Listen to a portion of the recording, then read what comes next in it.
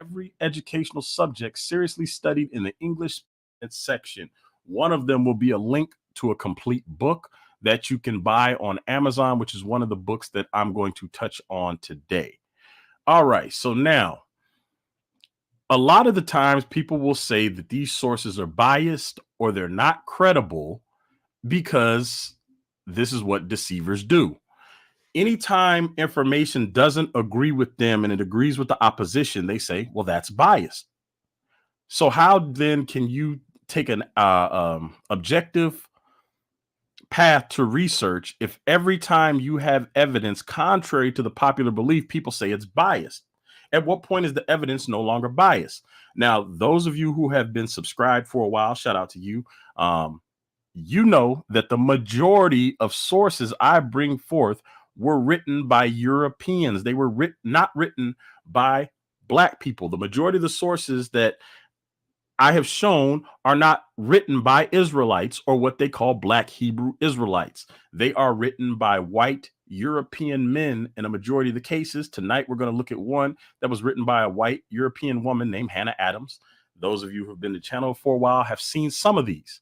Now, for sure, there are going to be two new documents that I'm going to show you guys that I haven't shown on my channel before. So if you hear some of the same old stuff, it's going to be a little bit in there to confirm what I'm saying about the new stuff. And we're going to cross-reference all this stuff. All right. So now I pulled up, this is the Cambridge University Press page if you want to get published with Cambridge. Because people have lied on one of the sources that I'm going to touch on today, Blacks, Jews, the Religious Challenge. I caught one person who calls himself a Christian lying to people and telling them it's a student paper. This same person I've caught lying before on other articles, saying that certain articles were fake. And then when you start to do the research into what he's calling fake, you find out that these are real academic journals backed by universities. So this one particular person who I'm not going to name, he has been caught lying to people because he doesn't like the fact that we are pulling up information saying that we're Israel. This would actually call for him to admit that he doesn't know as much as he thinks he knows. He's been lied to, and much of the Bible that they believe is already fulfilled prophecy absolutely was not, and it did apply to the victims and descendants of the victims of the transatlantic slave trade. So now here are the requirements for being published with Cambridge. I'm just going to read a little bit of this. This is not the requirements yet. This is actually just the intro to publishing with Cambridge. I'm just going to read this top section and then this part right here. And then we're going to look at some of the requirements for publishing journals. All right, y'all, just listen. Let's listen to this right here and see what's what. And books. So just so you know that Cambridge is not publishing student papers. These are not student papers, as some people would like to say. Published with Cambridge. Our publishing covers virtually every educational subject seriously studied in the English-speaking world, with professional books, textbooks, monographs, reference works, journals, English language teaching, publications, software, and electronic publishing. Across the whole range of our publishing, from starter-level English language teaching materials for learners worldwide through curriculum-oriented textbooks and e-resources to the most specialized academic research outputs, we maintain and extend our age-old reputation for high quality and technological innovation. So they're putting their reputation on the line with the stuff that they publish.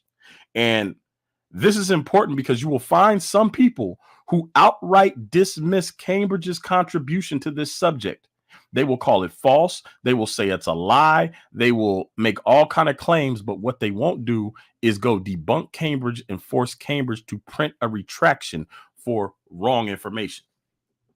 I'm just giving you a heads up on how deceivers move. So from this point on, if you hear a deceiver telling you that this is academic, these are research papers from students, you'll know that person's a deceiver. If they tell you that there was no Jews in West Africa before or during the transatlantic slave trade, they are a deceiver. If they try to change the stipulations on what constitutes an Israelite or a Jew based on the area they are in, they are a deceiver. If they cannot show you sources to back their claims, they are deceivers. And I also encourage you to do a background check, not like an actual background check, but just to do some quick research on who the authors of these documents are and the publishers. So, academic. We are the academic and Bibles publisher of Cambridge University Press and Assessment. As part of the University of Cambridge, we are respected for our heritage and ethos of excellence. Once again, putting their reputation on the line. We publish books and journals and are dedicated to serving customers in higher education through world-leading research in education products and services. So if you see Cambridge University Press, it is not a student paper. They publish books and journals. That's directly from their website. So if somebody's telling you that Cambridge University Press is publishing student papers, the only reason they would tell you that is to deceive you into believing that the information is less credible than it is, because as we see from Cambridge, they put their own reputation on the line when they publish. All right, so if we come down here to journals, academic journals, publish your article, become a Cambridge author. Now, I'm not going to read through all these requirements, but right here, I'll just read this and then I'll read these, but you guys can click all these pages if you want and read the rest of this. Cambridge University Press is proud to publish many of the world's leading journals across a wide range of subject areas in the humanities, social sciences, and STEM fields. We currently publish more than 360 peer-reviewed academic journals. So not just their own, they publish more than 360 peer-reviewed academic journals. We're committed to making all of our journal content available open access. I've talked about that before. It's where you can get access to their research for free, reflecting the belief that the pursuit of knowledge benefits directly from collaboration, transparency, rapid dissemination, and accessibility. We are unlocking the potential of high-quality research and building an open future. We hope you'll join us. As well as being committed to the highest possible quality in our publications, we are equally committed to the level of service that we provide to each of our authors. We provide authors with a full range of support for rapid publication of their research to the widest possible audience in our range of journals. All right, what to expect. If you become an author with Cambridge University Press, you can look forward to guidance every step of the way with rich resources available to help you before, during, and after publication. An efficient peer review and production process with many. Type of one. Who's seen this before? I think some timestamps was sent. I'm gonna check the email now. I just don't want to mess with the computer because something's not right. Many journals offering reduced turnaround times through First View online publication. Support through personal contact with your Cambridge production editor. Publication on the Cambridge Core platform, developed to ensure online articles are easily discovered, accessed, read, and cited by a wide range of researchers. Support for data archiving and options in most journals to publish multimedia supplementary material, including audio and video content, as well as images in full color online. A PDF version of your article delivered to the corresponding author on publication. A variety of open access options that ensure full compliance with funding mandates in a constantly evolving environment. Support to promote and measure the impact of your article after publication, including a suite of promotional guides and altmetric tracking.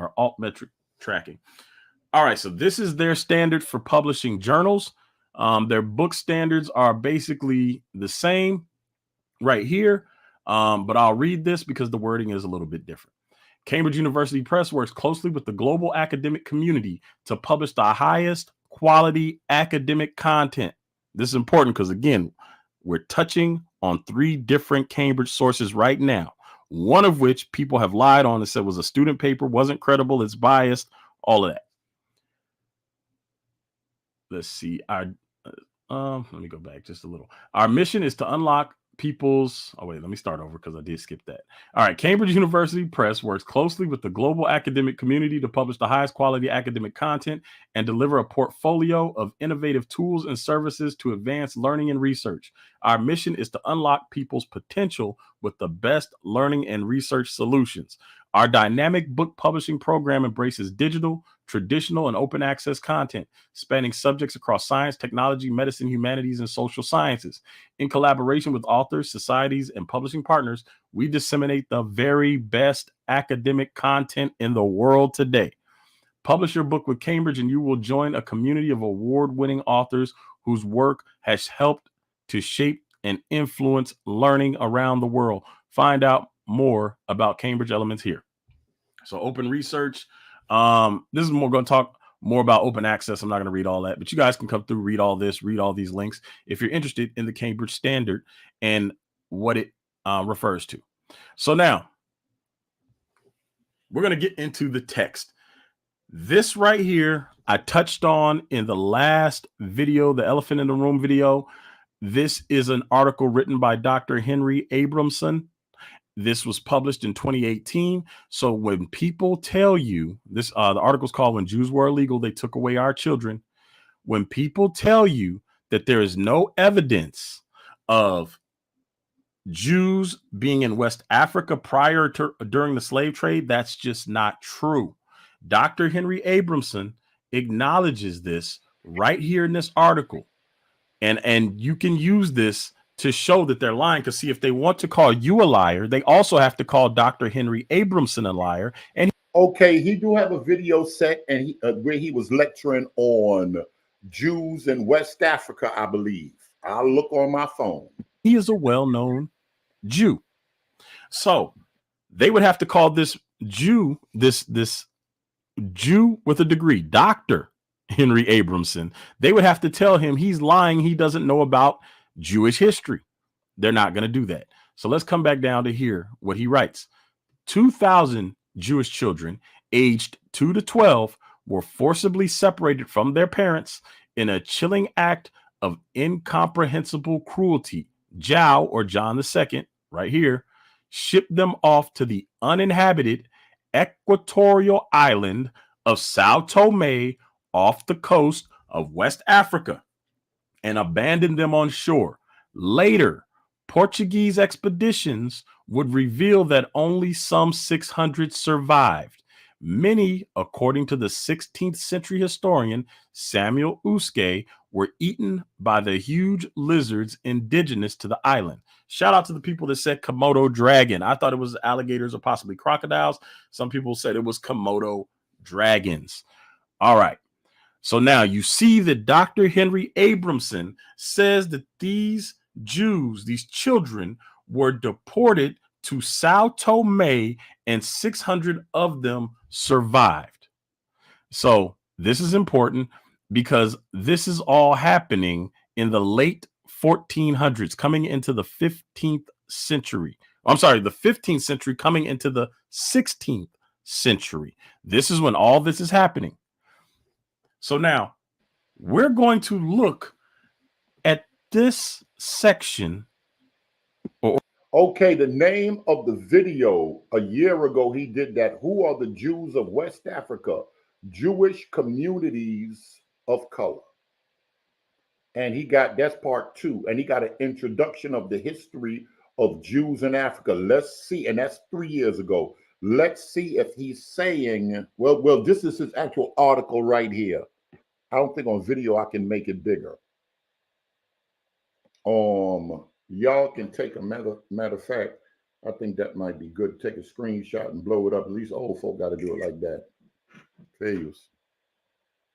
Or these claims right here, and we're going to look at these areas, not this section, but this section of text. We're going to focus on the areas mentioned in it. Hopefully that makes more sense. So Dr. Henry Abramson makes it clear that the okay, all right, listen to this now. I don't even want to start. I ain't want to start talking for Keys and them to come on. Alton is saying, but that's not the argument. So the argument isn't that we're the Jews in West Africa. What's that black, that green and orange thick book? Oh man, let me see. I got to think. But that's not the argument. They claim those African Jews are the only ones who went into slavery. Y'all hear what Alton is saying? All right. They're going to say y'all switched it up. I don't know if Alton, when he started making videos or along the line, Did he say he acknowledged some came over? We're trying to figure out the number. I know we were back and forth, Garfield, slave names. I think some of them names and what they talking about, some of it is nonsense, but let's see. These were Jews sent in to Sao Tome, West Africa. But who were they?